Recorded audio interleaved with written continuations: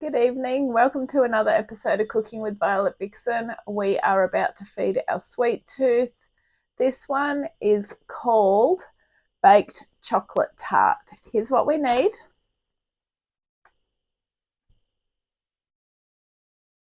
And this one will serve 10, and I feel like it will serve 10 because a lot of times when you cook things with chocolate, and we're using dark chocolate today, they're quite rich, which means that you only want a very small piece. So if you want a big piece, then it's not going to serve 10. As well as that, which I'm going to talk you through in a moment, we will also need oven on 180, a saucepan with a stirring stick, not a wooden one. We want a metal, so we'll use a metal spoon for that. You will also need a flan dish with a removable base. Now, I used to have one a long time ago and it was cheap quality and it got left, I think it got left under the sink. Anyway, long story short, it rusted and I threw it out. So I am using one of our treasured family tart dishes, which we used a lot when we used to make quiches. So mine does not have the removable base, so therefore I have cut down the pastry, which I will talk you through when we get to it. So if you don't have one where you can remove the base, which basically means that you push under it and the whole thing will come out, and the outside falls away. I've got one of those for cakes, which I do use occasionally, but not for this. And because I hardly make any of these sorts of things, I'm not going to race out and buy one, because next time I buy one, it's got to be a good quality one. So that's what we're going to need. And you will also need, if you've got them, baking beads, which I did finally invest in because I used to use rice and then just put it back in a container. I'll talk you through what that means anyway. Yeah, so come on in. I've got a little bit of a headache. My eyes are a little bit sore, so bear with me because I've just woke up from a bit of a nap. It's a bit hot. Yeah, so come on in because I want chocolate, but I don't want a headache. So let's see if we can win this one. Okay, so our ingredients are going to be 300 grams of Plasto cooking chocolate. Now, Plasto cooking chocolate is a brand that Nestle make. It is currently $8 a block and you need 1.5. So I said, no, I'm sorry, I'm not spending $16 on chocolate. So I went with Coles dark cooking chocolate, which were only $5 a block. So I'm still only using 1.5 of those. So that's what we need.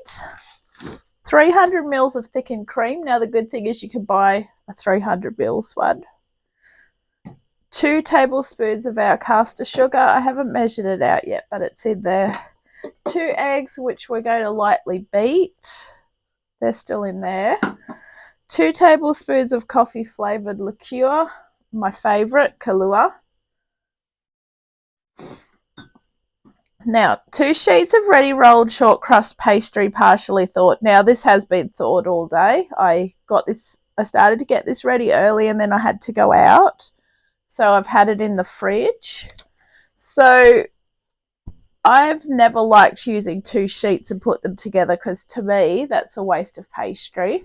So if your flan dish is bigger, then you put 2 sheets together and you'll put them in. But because mine's a little bit partially thawed in the freezer and I had to throw out some bits that got freezer burn, so the pastry basically just started to crumble in bits. That's my one piece in there, and I've just sort of pushed it around the edges, so that's fine. Mine isn't going to be all perfect looking, but that's okay. You also will need some baking paper, which we're going to sit on top. So we've got it like that. And baking beads, you can buy these. I brought these in Spotlight. So I'm going to show you how we do this now. So baking beads are basically a ceramic bead, which is a heavy weight, which you pop into the pastry dish. So you always use paper on the top. you place this in here for when you blind bake the pastry, because we're going to blind bake the pastry. Now what these they do is they stop the pastry from rising while it's cooking. So we pop them in like this. Anyway, this step is ready to go. So we're literally going to go straight into the oven with this. So we place them like that. And these are going to go in the oven for, I think it was 15 minutes. All right. So I'm going to pop that on a tray anyway, because I always like to pop things on trays.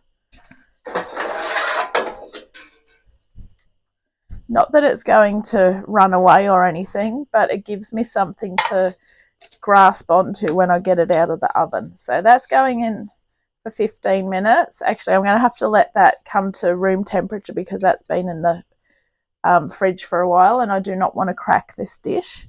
So while that's coming to room temperature, which shouldn't take too long, we're going to start on the chocolate part. So let me just set this aside. That's my brain for you. So you never put anything straight from fridge, ceramic like that, straight from fridge into the oven. My slow brain took a while to realize that that was a no-no. So I'm going to get a metal spoon, because when it comes to chocolate, you never want a wooden spoon. You always want metal, because any moisture in the wooden spoon can seize the chocolate. And as I said, at $8 a pop, if you go with the good one, or $5 a pop, that's still pretty expensive. So I'm going to open the second block. So you're using a block and a half. And all we want to do is just break it up. I've had this out all day sitting here. Like, I didn't want it to fully break up on its own. There was no point in putting it in the fridge. Okay, so we break it all into pieces.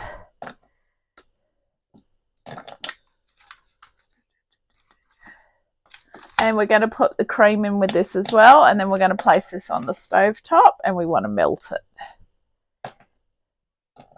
Now, the good thing about having it out of the fridge on a very warm day is it crumbled easily. Now, these are a pretty good one, because Coles have come up with this great idea. This isn't in a plastic paper anymore. It's in paper, so it says you can recycle it. So recycle away. All right, so in goes the cream.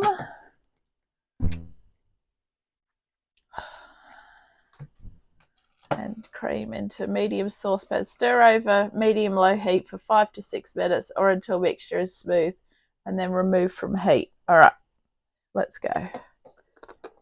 I'm going to crack the 2 eggs into the jug one at a time. Actually, I should get a cup to do this.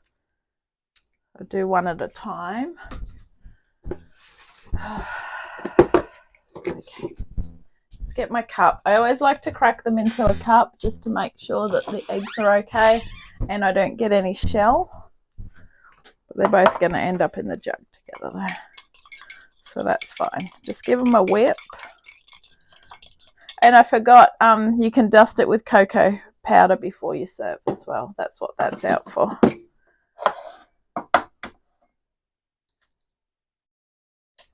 Okay, there we go. All right, eggs are still okay.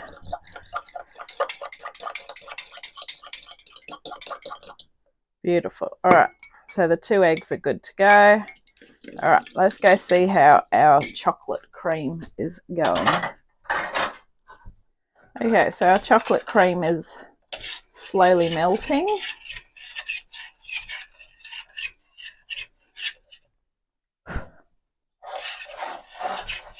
Okay, I think we might be right to put our pastry in now. So let's get that ready to go in. So as I started to mention before, that's going in for 15 minutes. And then we remove it, we take the paper off, the baking beads, and then we put it back in again. I actually just turned the oven down to 160 because I've just remembered that I think you probably have heard me talking about how my oven is fan forced sometimes, even though it's not. So 180 would probably be your normal temperature. I'm going to put mine down to 160. I can always give it longer afterwards. I just don't want to burn anything. So while we're waiting for all that to go on, we've got our Kahlua ready to measure, and we've got our caster sugar ready to measure. So it's just 2 tablespoons of each, but we're waiting for our chocolate to melt first. So that's our caster sugar in there. All right, let's go. It's coming together really well. All the big chocolate clumps are melting, and the cream's melting away as well. So we want to do this over a fairly medium to low heat because we don't want anything to seize. And we just need everything all mixed in and chocolatey and yummy. We're nearly there. Yum. We have chocolatey goodness here. Look at this. Perfect. Nice and smooth, nice and thick. We didn't bring it super to the boil. All right, let's push forward. We're going to add the sugar, the eggs, and the Kahlua. So the sugar is 2 tablespoons, sorry.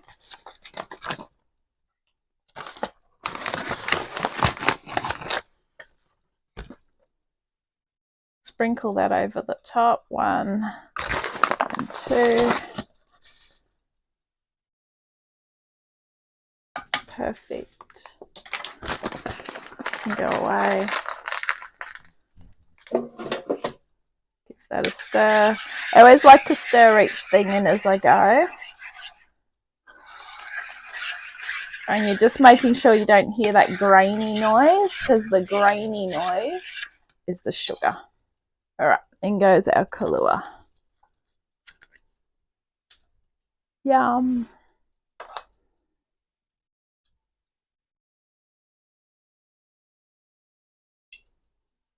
It's a shame I don't have any Coca-Cola at home at the moment. All right. In we go, 2 tablespoons of that. I can go back over in the liquor cabinet. In you go. And then our 2 eggs that we put together in the jug earlier, they'll go in as well. All right.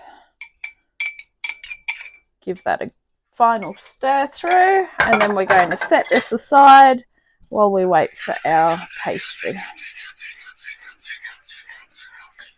That should be nice and creamy and smooth. Everything mixed in perfectly. Excellent. All right. I'll check back in with you soon. We've got another 7 minutes before our pastry is ready to come out. So after 15 minutes, you need to get the pastry out. Don't be tempted to touch the beans because they're obviously very hot. So what you need to do is very carefully, actually we'll be right with the fact that I've got this like this. Don't ask me how this is going to go. We basically want to get all of our beans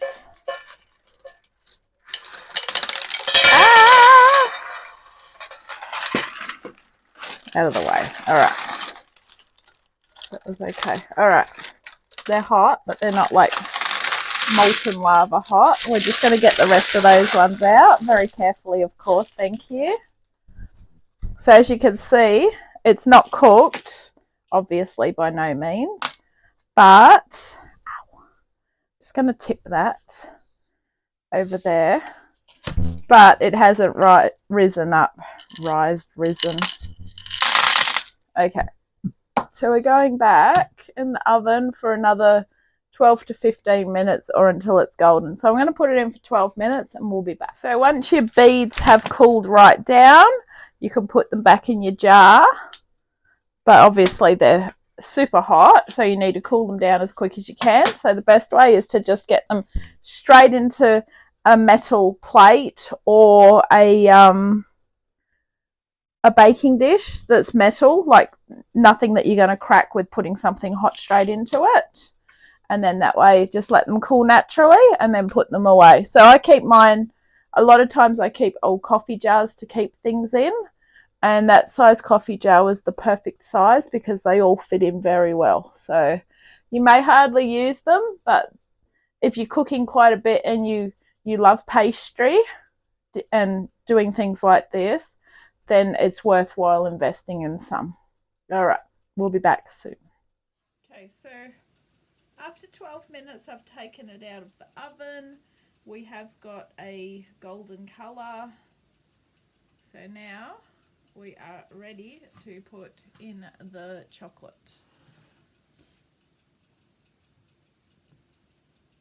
And bake for 18 to 20 minutes or until it's set. So it's basically going to go like a chocolate custard.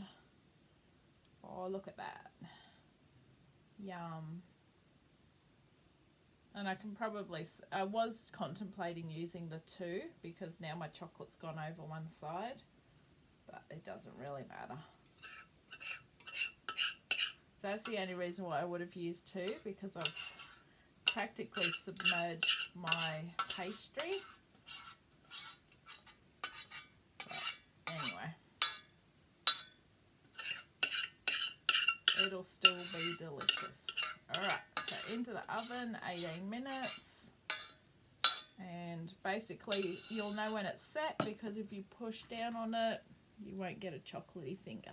I'll see you soon. Okay, so I was going to pop it back in for a little bit longer because when I stabbed it with a toothpick, that's the way how you always check a cake. You will see if there's any liquid still on the cake, you will know that it needs longer. However, with things like this, as they're cooling, they set as well. So when I touched it here, I didn't get chocolatey fingers and it springs back. So I'd rather have it a little bit underdone, have it a little bit gooey than have it chewy or burnt or whatever. So allow it to cool. Sprinkle with some cocoa powder if you wish. So when you put this in, I would just get a sieve and sift it over the top just to give it that chocolatey snow effect. Cut it into 10 because that's how many it tells you it serves. Cut it into less if you want more of it. And please enjoy, and thank you for watching this episode of Cooking with Violet Vixen. This has been baked chocolate tart. And don't forget, if you haven't already subscribed and you're enjoying this channel, please hit subscribe and then you should never miss a moment.